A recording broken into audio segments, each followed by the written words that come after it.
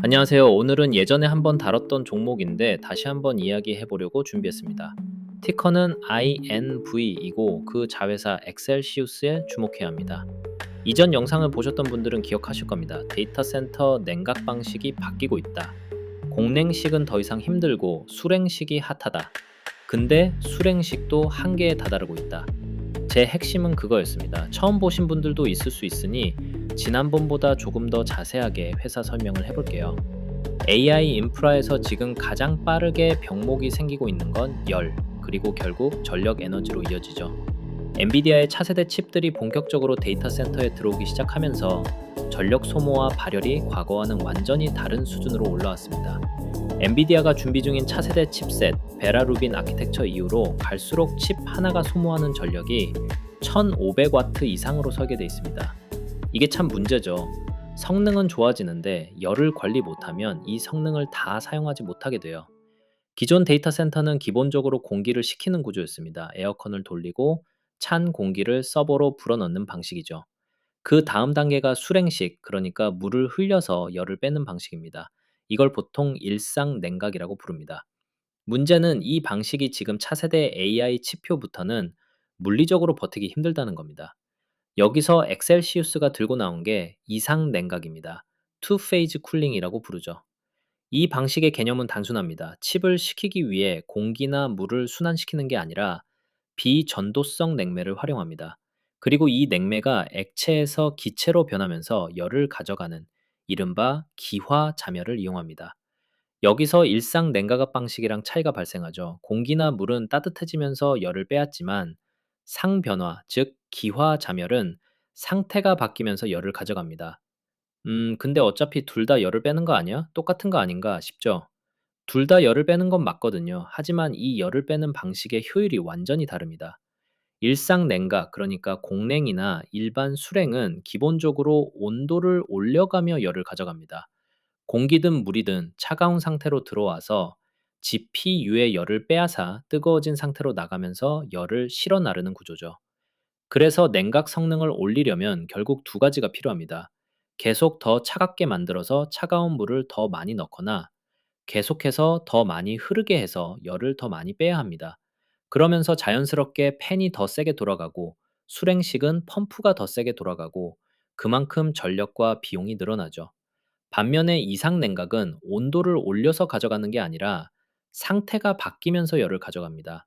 이게 무슨 말이냐면 냉매가 액체에서 기체로 바뀌는 순간에 단순히 따뜻해지는 정도가 아니라 훨씬 큰 에너지가 필요하게 됩니다. 그 에너지를 어디서 가져오냐? 바로 칩의 열에서 가져오는 거죠.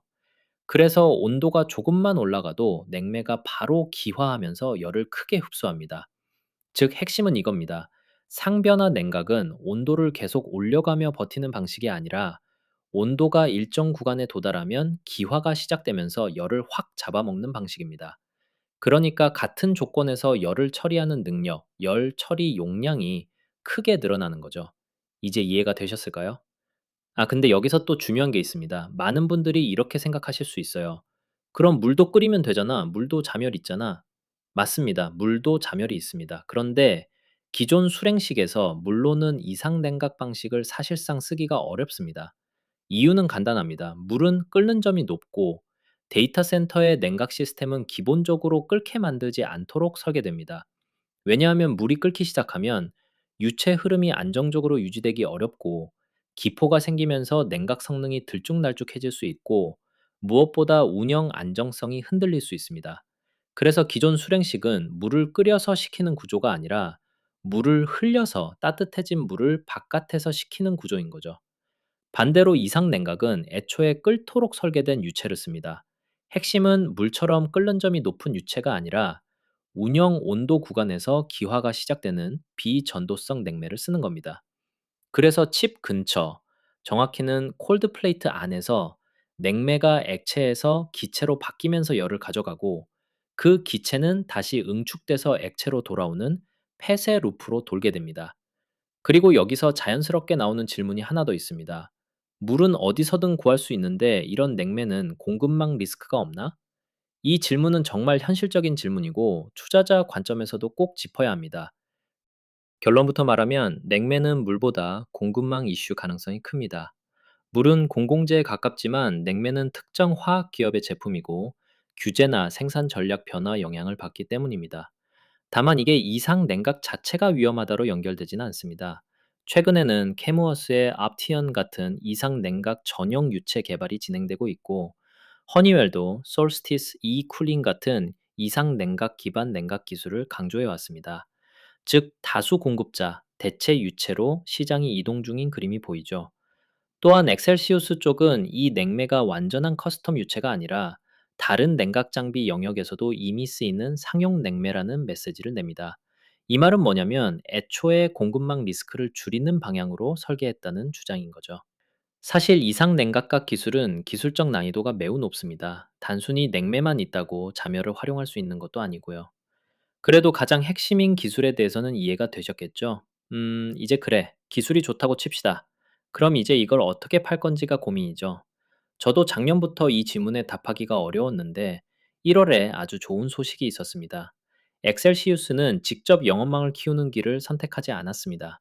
대신 이미 전 세계의 데이터 센터 인프라를 쥐고 있는 거인들의 등에 올라탔죠. 대표적인 파트너가 바로 존슨 컨트롤즈와 레그랑입니다. 이 두 회사는 전 세계 데이터 센터 전력, 냉각, 빌딩 인프라를 이미 수십 년간 공급해온 기업들입니다. 그래도 처음 들어보시죠?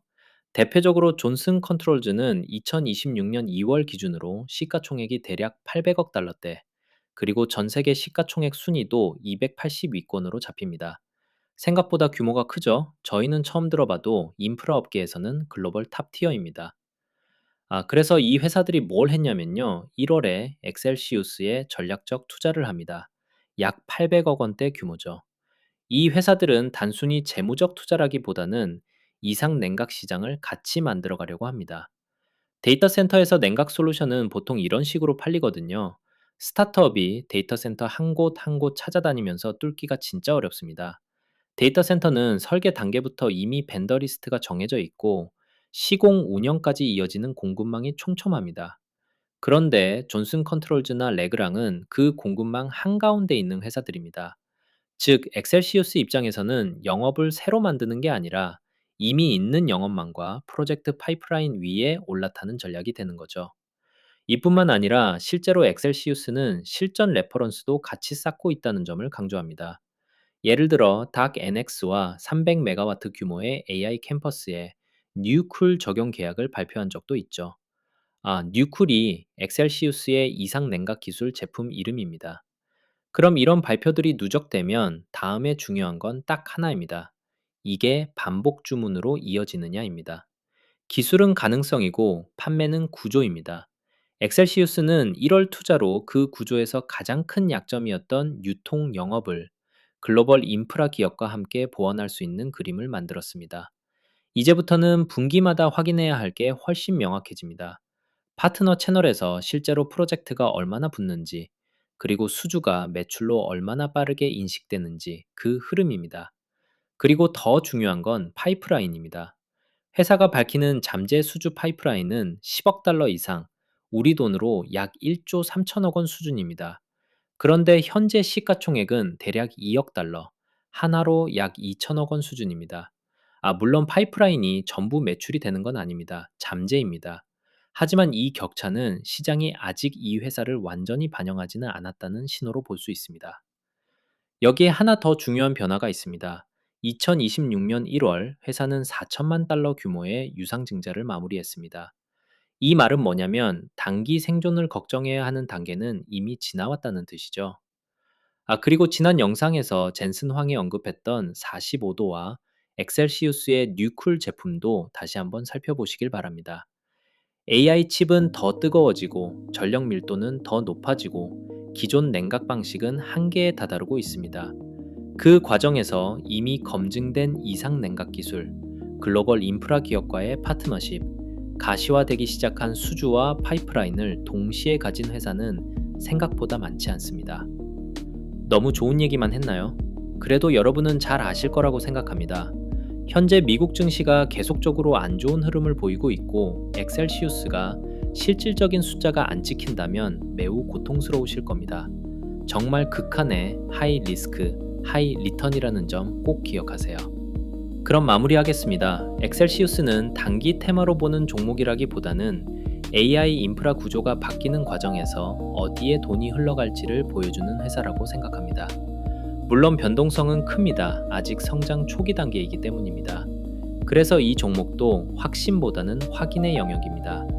수주가 실제 매출로 연결되는지, 파트너십이 얼마나 빠르게 확장되는지, 그리고 분기 숫자가 어떻게 쌓이는지를 차분하게 보면서 따라가야 합니다. 오늘 영상이 도움이 되셨다면 구독과 좋아요 부탁드리고요.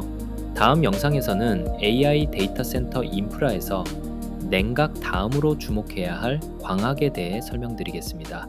감사합니다.